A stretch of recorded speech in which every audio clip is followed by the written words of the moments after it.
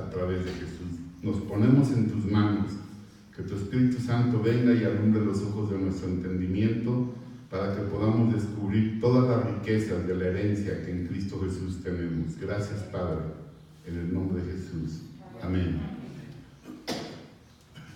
Bueno, como comentamos, vamos a recorrer durante 25 semanas una temática general respecto de la salvación. Y lo vamos a hacer en 6 módulos que responde cada uno de ellos a preguntas muy importantes respecto de la salvación. La primera pregunta es ¿por qué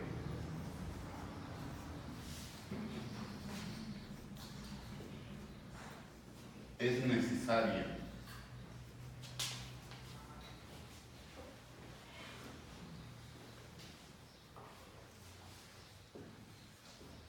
¿Por qué es necesaria la salvación? Ese es el primer módulo y ese módulo tiene que ver con cuál es la razón que hace necesaria la salvación. En algunas ocasiones cuando uno predica en la calle, cuando uno está hablando con alguna persona y les habla acerca de la salvación y nos dicen, pero ¿salvo de qué? Bueno, vamos a analizar por qué es necesaria la salvación. De hecho, esta primera clase trata sobre la primera parte de la respuesta a esa pregunta. ¿Por qué es necesaria la salvación? La segunda es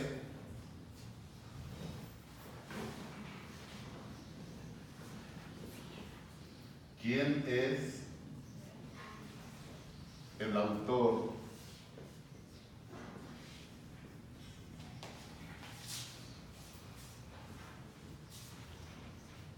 de la salvación? La respuesta parece muy obvia, ¿no? Yo les puedo preguntar a ustedes, ¿quién es el autor de la salvación? ¿Quién es? Jesús.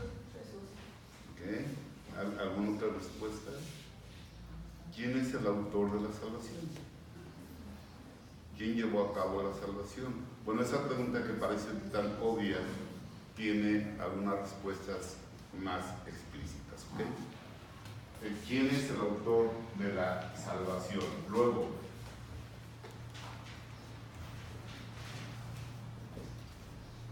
¿cuáles son los medios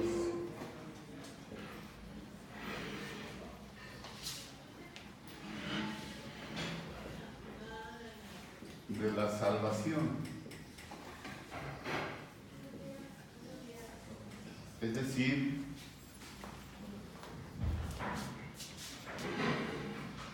¿qué cosas fueron necesarias para que fuera posible la salvación?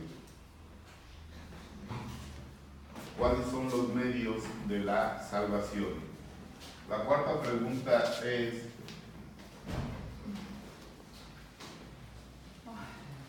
¿cuál es el método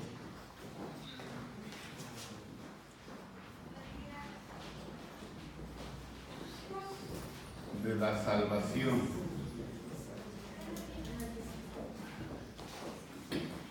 ¿Cuál es el método de la salvación?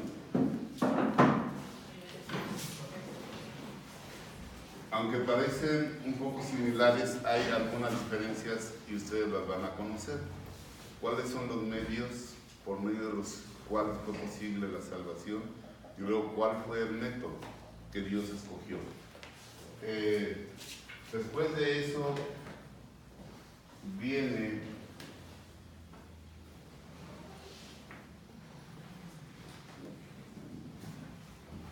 cuáles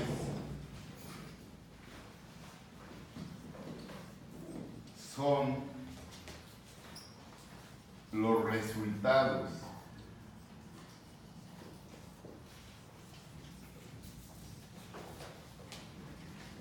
de la salvación.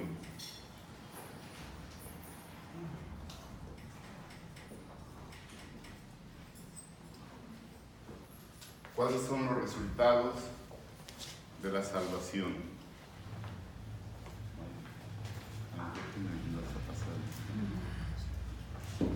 ¿Cuáles son los resultados de la salvación? En realidad, ¿cuáles son los resultados para con el hombre en nuestra relación con Dios? Pero, ¿qué beneficios obtenemos por la salvación? Y finalmente, es posible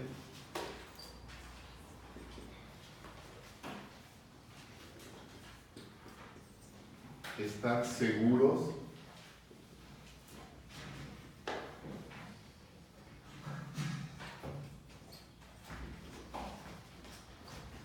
de nuestra salvación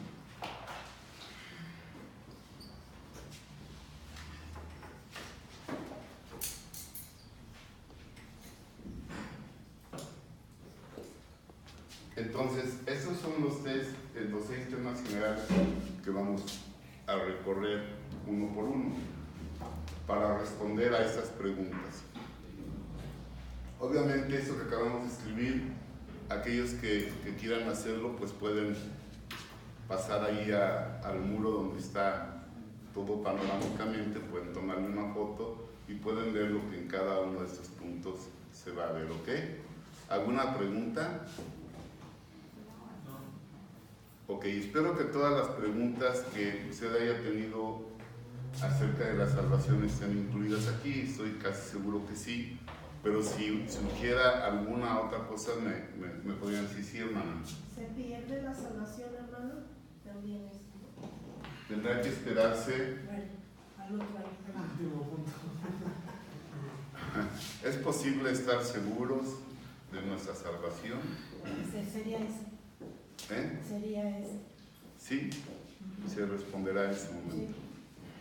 Ok, bien, entonces, no sé si alguien me tomó foto de eso, Sí. de todas maneras allá está, pero podemos borrar aquí ya. No. Okay.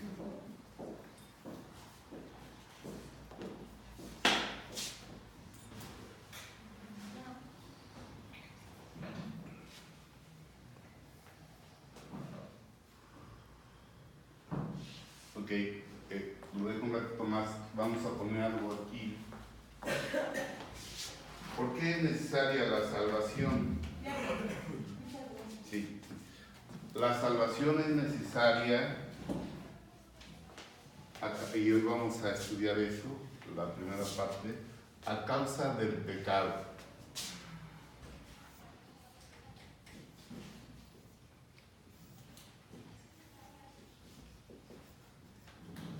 ¿Ok?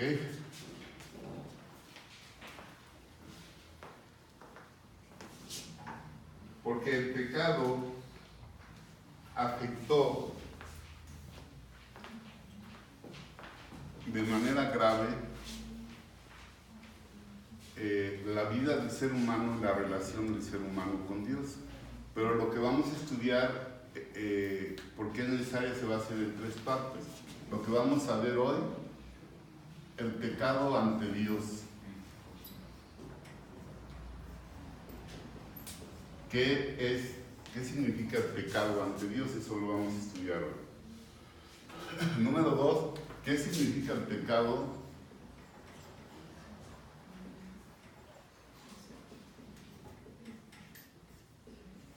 ante Satanás?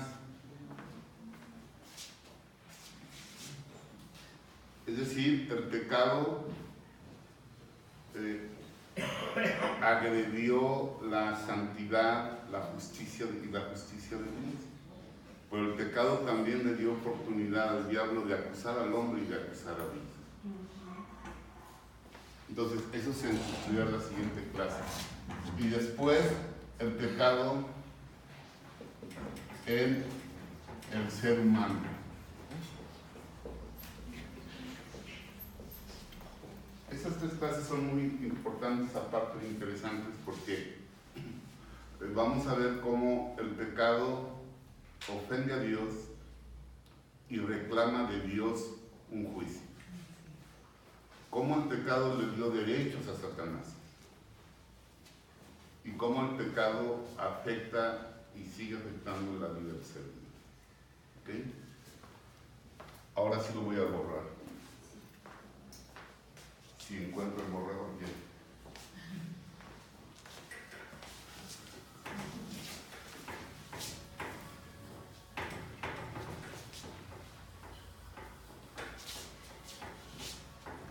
¿Qué es el pecado, hermanos?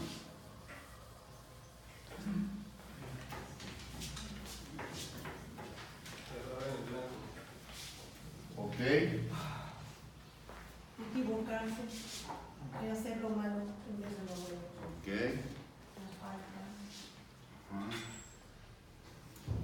ofender a Dios.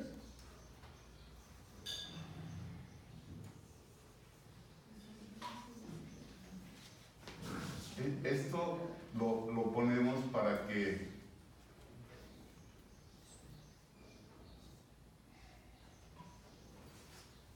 se lo aprendan. Aquí dice hamartía. Y ese es el término del Nuevo Testamento que se traduce pecado. Y significa básicamente lo que algunos de ustedes dijeron: errar en el blanco, no dar en el blanco. Algunos puristas dicen, no, el pecado no es un error. El pecado es pecado. Bueno, el término fundamentalmente significa errar al blanco, no dar en el blanco.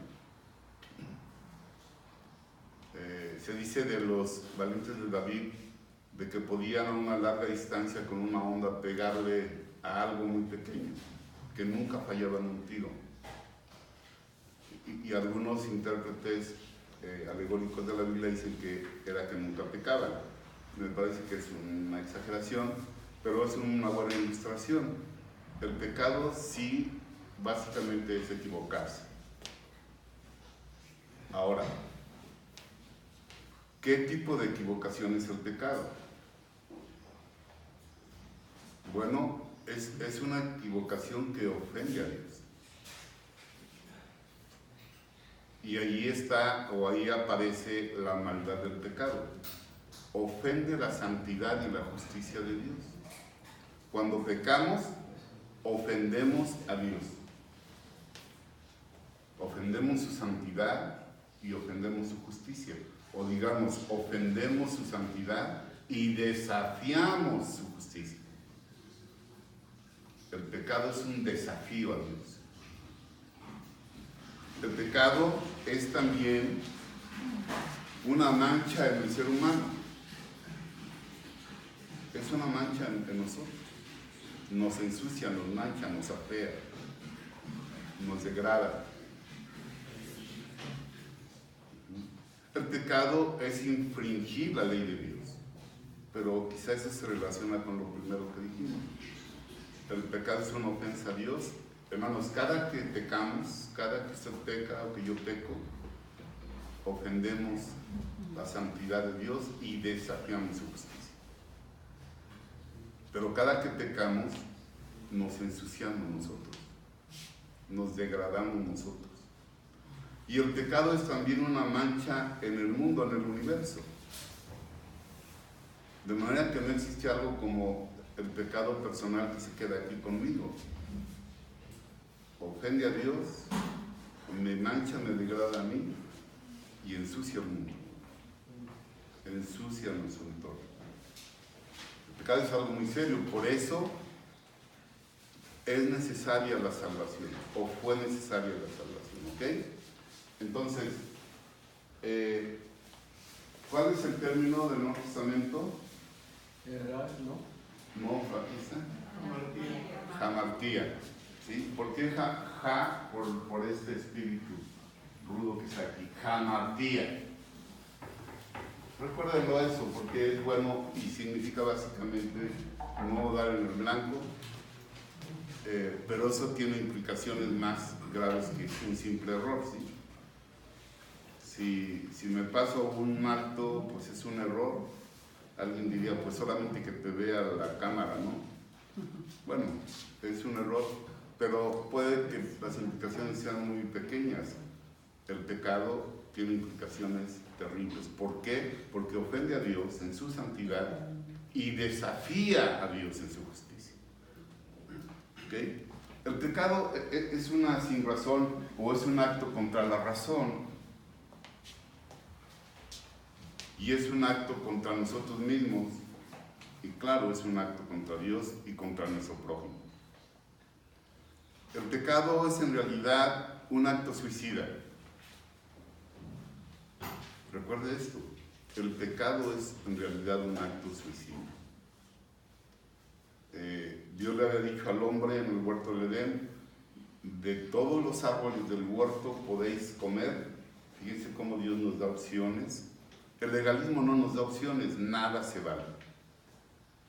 O nada se vale desde el criterio del que dice lo que no se vale. Pero no, Dios dijo, de todo árbol del huerto podéis comer, pero del árbol del árbol de la ciencia del bien y del mal, no comeréis de él. ¿Por qué? Porque el día que de él comiereis, ciertamente moriréis. ¿Qué le parecería que Dios le pudiera dar a usted un certificado hoy firmado por él, diciéndole que no va a morir ni a tener enfermedades si usted cumple un solo requisito? ¿Usted haría ese trato con Dios? Sí, ¿verdad? Sí. Bueno, ahí Romanos 5:12 dice, porque por un hombre entró el pecado en el mundo. Adán, ¿verdad? Bueno, a él se le atribuyó como cabeza de la mujer, porque por un hombre entró el pecado en el mundo, pero junto con el pecado entró la muerte. De la manera que la muerte es consecuencia del pecado. La muerte es consecuencia del pecado. Y ese pecado o esa consecuencia no incluye nada más el dejar de existir aquí en la tierra de los vivientes. Porque la palabra que se traduce muerte incluye también o describe un proceso doloroso de destrucción. Y bueno, Adán comió del árbol y vivió 914 años o algo así, pero se murió. Y la estadística dice que de cada persona que nace en esta tierra de los vivientes, una se muere. Hay dos excepciones en la Biblia, ¿no? Porque Dios puede hacerlo. Pero la muerte pasó a todos los hombres, dice el apóstol Pablo. Así la muerte pasó a todos los hombres por cuanto todos pecaron. La consecuencia del pecado es la muerte, pero es algo todavía más grave.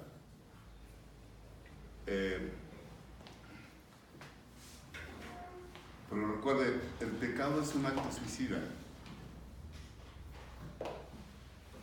Ok. ¿Cómo empezó el pecado? O sea, ¿quién introdujo eso? Bueno, Romanos 5:12 nos dice que fue un hombre el que introdujo el pecado en el mundo. Pero ¿quién lo introdujo en el universo? Bueno,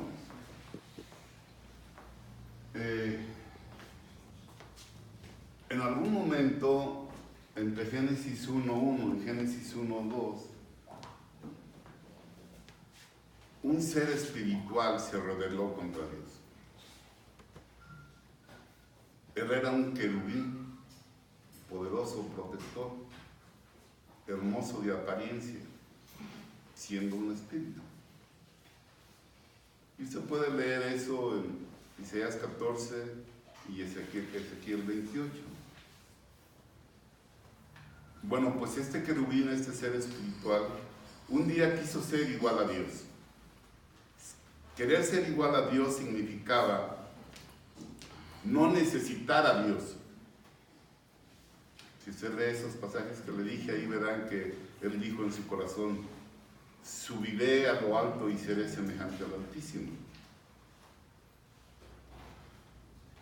Y esta rebelión de este hombre, como nos sugiere en Apocalipsis 12, él no solamente se rebeló, sino que consiguió convencer a una tercera parte de los ángeles que se rebelaran contra Dios. Y lo siguieron y se rebelaron. Por eso el estudio de Isaías 14 y Ezequiel 28 es importantísimo para entender esa rebelión, esa primera rebelión contra la voluntad de Dios. En el proceso en el que un personaje espiritual convenció a otros personajes espirituales de que se rebelaran contra Dios. Esos ángeles que se rebelaron contra Dios hoy se les conoce como ángeles caídos o más escrituralmente como demonios. Pero cuando hubo esa rebelión, la justicia de Dios desafiada, su santidad ofendida y la justicia desafiada de Dios pronunció un juicio contra esos seres espirituales. Y esos seres espirituales que se rebelaron no tendrán oportunidad. Nunca más. Están destinados al lago de fuego. Alguien lea, por favor, en Hebreos. Este es un versículo muy impactante. Hebreos capítulo 2.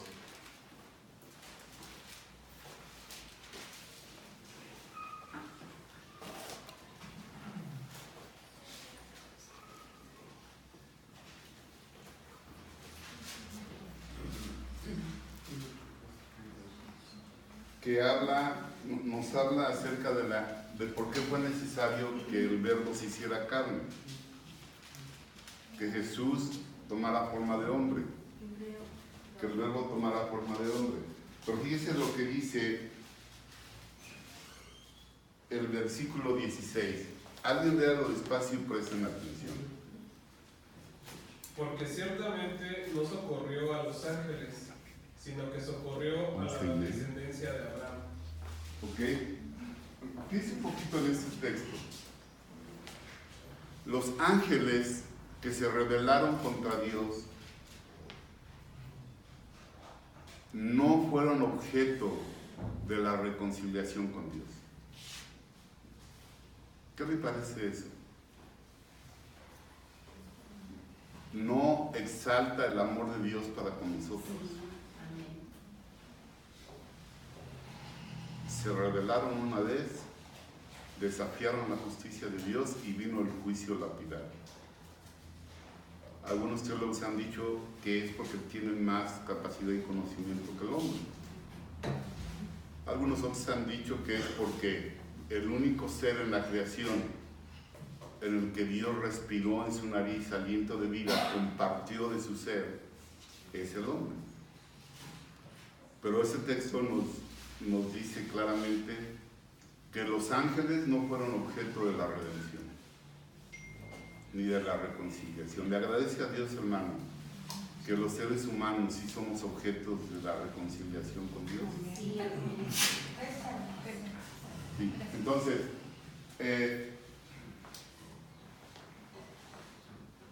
ya vimos que hubo una rebelión inicial. Hubo una rebelión inicial de seres espirituales y que fue castigada por la justicia de Dios. Pero en el libro de Génesis, en el capítulo 3, vemos que ese ser espiritual que engañó, allá Isaías y Ezequiel utilizan un término, a causa de tus contrataciones. Y es muy interesante el término, porque el diablo usó lo que describe ese término, contrataciones. Es como alguien muy hábil para hacer tratos comerciales. Y así engañó a la tercera parte de los ángeles. Y entonces un día en el huerto del Edén, ese mismo ser espiritual se propuso engañar a la raza humana. Y si ustedes leen allá en el pasaje de Génesis, cuando el hombre cae, el diablo tenía un plan y se acercó a la mujer y le hizo 4 ofrecimientos. Si ustedes leen allá en Ezequiel y en Isaías, van a ver la similitud del engaño y del pecado. ¿Cuál fue esa propuesta de Satanás? Con que Dios os ha dicho, no comáis de todo árbol del huerto. Por eso cuando yo veo a un creyente legalista me siento mal, porque no se da cuenta que se está identificando con el diablo. Es decir, no dejar opciones. Todo es malo. ¿Sí? Y claro, sí, cuando hablo con personas de este tipo, generalmente les digo que lean por favor Romanos 14, 23, alguien léalo.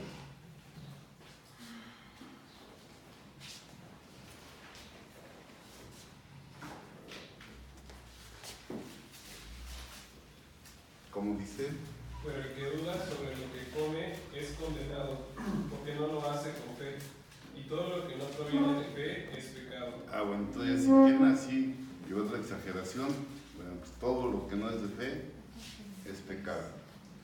Pero la fe abre un espacio. Dios le dijo, de todos los frutos puedes comer, menos de uno. El diablo les dijo, Dios les dijo a ustedes que no pueden comer de ningún árbol. Y la mujer reaccionó, no. Lo que él quería era, lo que en términos de venta se llama romper el hielo. No, le dijo la mujer, podemos comer de todos menos de este. Porque el día que comamos vamos a morir.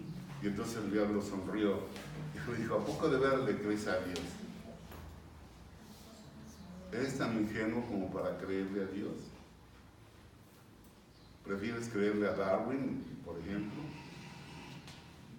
Es mejor creerle a Darwin, o a Marx, o a Milton Friedman. No. ¿Le crees a Dios?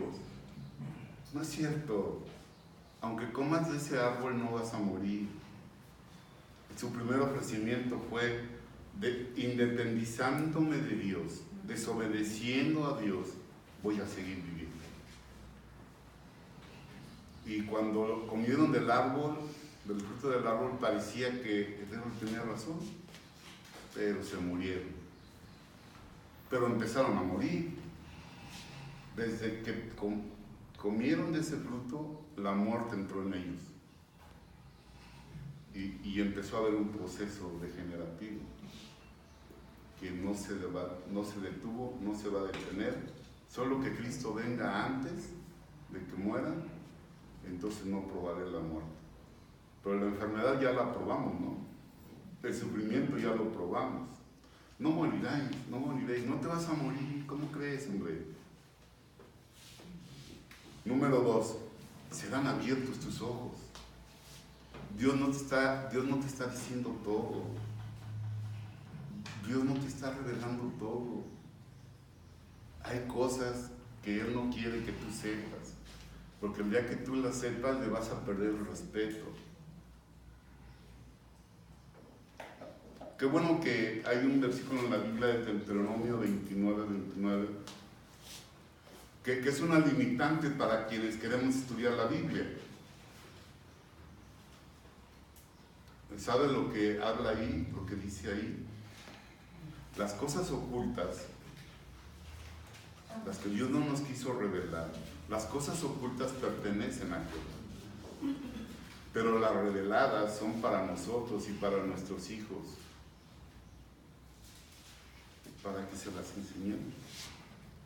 Y muchos teólogos rebasan ese límite y quieren entrar a aprender o a conocer cosas que Dios no quiso revelar. Por eso algunos a lo largo de la historia de la iglesia han puesto fecha para el regreso de Jesús. ¿Qué hicieron? Rebasaron ese límite. Pero Dios nos quiso revelar lo que Él quiso revelarnos. Pero el diablo le dijo, serán abiertos tus ojos. Y le dijo una tercera cosa, y conoceréis el bien y el mal. Tú no necesitas que nadie te diga lo que es bueno y lo que es malo. Tú puedes determinar. Y así estamos, ¿verdad? Tú puedes determinar lo que es bueno y lo que es malo. Ajá. Y número 4, seréis como dioses. Ahí está la completa rebelión de Satanás. Y la mujer le creyó. Tomó del fruto que Dios le había dicho que no comiera y comió. Es muy interesante. Obviamente la Biblia no nos dice que era una manzana, pero es interesante que por algunas cuestiones, sobre todo en la Iglesia Católica, que es especialista, y creo que eso es bueno, en hacer concretos los objetivos, en algún momento dijo que era una manzana o que era el acto sexual, pero pasó, digamos, al colectivo de la gente que era una manzana. Pues no, la Biblia no nos dice. Pero hay una marca que muchos de nosotros usamos, que su logotipo es el desafío a Dios. ¿Ya saben cuál es? Apple, ¿verdad? Es una manzana con una mordida, ¿no? Recuerdo que hace algún tiempo un adolescente, hijo de un amigo muy querido, un hermano muy querido, hermano Raúl de Lau, puso en Facebook que quería un ordenador, dicen allá en España, o sea, una computadora, pero que quería una Apple. Y entonces, en lo que llegaba a la computadora que tenía, agarró una manzana, la mordió y se la pegó con un masquite. Y ya tenía. Bueno, esto es una broma, ¿no? Pero en realidad el pecado es un desafío a la justicia de Dios. El hombre desafió la justicia de Dios. Y entonces eso creó un problema terrible en el universo y en Dios. Porque el hombre había ofendido la santidad de Dios y desafiado su justicia. Ahí en el libro de Romanos se nos dice que la paga del pecado, el pecado tiene una paga. ¿Cuál es? Dios lo había dicho desde antes. Dios lo había dicho desde antes. La paga del pecado será la muerte.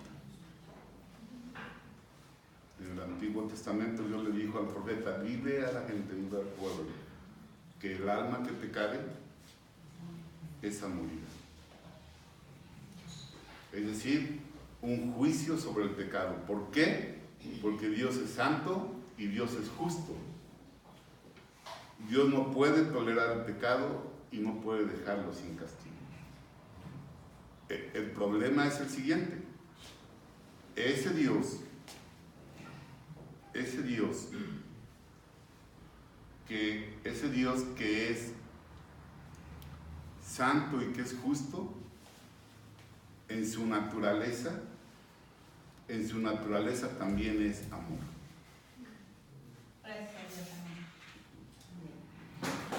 Entonces hubo un conflicto enorme. Tienes que castigarlos. Y saben que en cuanto el hombre pecó, el diablo le dijo a Dios, tienes que castigarlos. Digamos con cierto derecho. ¿Quién le dio ese derecho a Satanás? ¿Sabe que en Apocalipsis Satanás aparece como el acusador de los hermanos? Jesús puso unas instancias cuando ves que un hermano peca. Por favor, no te identifiques con Satanás. No seas acusador de los hermanos. Jesús dijo, habla con él, ¿verdad? Habla con él. En muchas ocasiones en el ministerio hay gente que ha llegado conmigo para acusar a alguien. Y yo tengo que decirle, ¿pero ya hablaste con él? No, pues usted es el líder, Pues sí, ya me embarcaste a mí. ¿Por qué no hablaste con él? Entonces,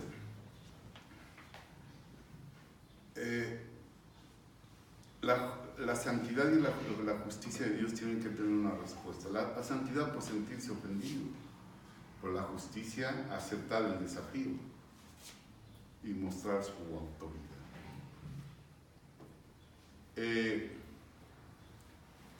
El pecado, aparte de todo eso que hemos estado viendo, tan grave como ofender la santidad de Dios y desafiar su justicia, tiene consecuencias en nosotros mismos. Me parece que es el Salmo 38:4, a ver si alguien lo puede leer.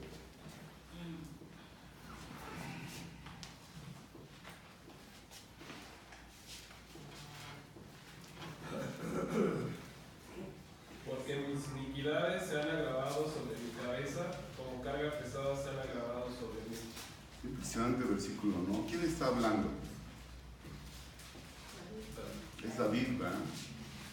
Lo vuelve a leer, hermano, por favor, escuchen.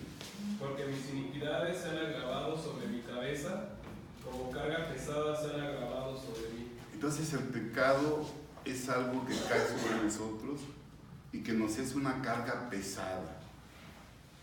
¿Ha sentido usted esa carga o no ha pasado por el pecado? Sí, pero sin carga. ¿Pero sin qué? Sin carga. David dijo, se ha agravado sobre mí mis pecados, mis iniquidades, y son una carga difícil que no puedo llevar. Entonces el pecado hizo necesaria la salvación. ¿Por qué? Porque Dios tomó una decisión. Pecaron, pero no los voy a dejar desamparados. Me encanta aquel antiguo canto, amor de Dios. ¿Quién se acuerda de ese canto?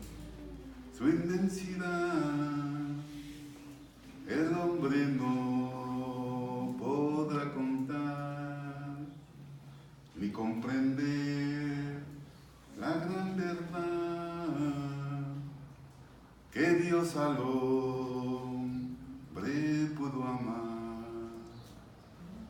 Dice, al primer par de su hogar, Adán y Eva, echados, compadeció y los vistió, los perdonó y un redentor les prometió. Ahora que podamos cantar ese canto, ¿sí? Amor de Dios, brotando está, qué bueno que está brotando su amor, inmensurable, eternal, por las edades durará, inagotable, raudal. Dios tomó una decisión. Voy a diseñar un proyecto de salvación para el hombre pecador. Gracias. ¿Por qué? Porque el amor de Dios encontró una solución a lo que su santidad y su justicia demandaban. Dios encontró una solución. Hay una frase que se hizo popular desde el siglo XVIII por un gran predicador que en muchas de sus predicaciones decía: Dios aborrece el pecado, pero ama al pecador. Y algunos teólogos dijeron, eso es mentira. Dios aborrece al pecado y aborrece al impío, aborrece al pecador.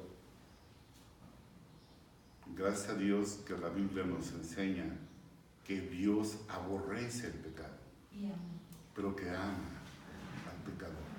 Algunos dicen, bueno, ¿cómo va a amar Dios al pecador? Lo ama con un amor de misericordia, no con un amor de complacencia. Cuando Cristo fue bautizado, dice que los cielos se abrieron, que bajó una paloma y que surgió una voz del cielo, ¿se acuerdan? Este es mi Hijo amado, en quien tengo plena complacencia. El amor de complacencia de Dios, el amor de Dios que se complace en alguien. Que Dios nos permita vivir de manera que Dios se complazca con nuestra vida. Pero cuando éramos enemigos, Dios también nos amaba. Romanos 5:8 es maravilloso porque dice, porque cuando éramos aún enemigos, Cristo murió por nosotros. El amor misericordioso de Dios, el amor compasivo de Dios, no el amor que digamos que se deleita, sino el amor que se compadece, el amor compasivo de Dios. Dios dijo, aunque soy santo y soy justo, y esta rebelión merece un castigo eterno, le daré una oportunidad. Y quizá Ezequiel 18:23 nos ratifique esto, que aunque Dios aborrece el pecado, Dios no quiere la condenación eterna del pecador.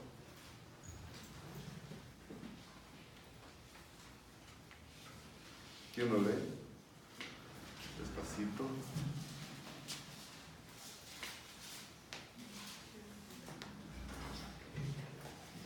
Quiero yo la muerte del impío, dice Jehová el Señor, no vivirá si se apartara de sus caminos. Qué hermoso, ¿no? Dios hace una pregunta para que nosotros la escuchemos. ¿Quiero yo, dice Jehová, la muerte del impío? Y luego le dice, tu justicia demanda su muerte. Pero ¿qué dice la segunda parte, hermano? No vivirá si se apartare de sus malos caminos. No vivirá él si se apartare de sus malos caminos. Una oportunidad que Dios da. Por eso se hizo necesaria la salvación. A causa del pecado y de lo que el pecado ocasionó en Dios. Su santidad ofendida, su justicia desafiada. Pero Dios tomó una decisión. Tendré misericordia de ellos. Y el Evangelio es eso. El Evangelio es eso. Dios tomando la decisión de reconciliar al hombre pecador con Él. Por eso es que durante estas 25 semanas, con la ayuda de Dios, estaremos recorriendo la enseñanza, la doctrina bíblica de la salvación. La primera pregunta a la que trataremos de responder es ¿por qué es necesaria la salvación? Espero que hoy ustedes hayan podido entender un poco más por qué es necesaria la salvación. Los ángeles no fueron objetos de la redención. Así dice el versículo 16 de Hebreos 2, ¿verdad? Porque no socorrió a los ángeles, sino a la descendencia de Abraham, al ser humano. ¿Le da usted gracias a Dios? La salvación es para nosotros. Aunque ofendimos la santidad de Dios, desafiamos su justicia. Pero Él no quiere que perezcamos. Él quiere darnos vida, Él quiere reconciliarse con nosotros. Aleluya, gracias. Entonces, hermanos, estén listos durante esta semana. Dios nos va a hablar. Dios nos va a enseñar cosas importantes acerca de por qué es necesaria la salvación, acerca de quién es el autor de la salvación, ¿sí? Acerca de cuáles fueron los medios para que fuera posible la salvación, acerca de cuál fue el método que Dios escogió para que llegáramos a la salvación, acerca de cuáles son los beneficios o los resultados de la salvación, y acerca de si podemos estar seguros, hermana Rosaura, si podemos estar seguros de la salvación. ¿Tendrá que esperar a mí? Sí. Está bien. ¿Alguna pregunta?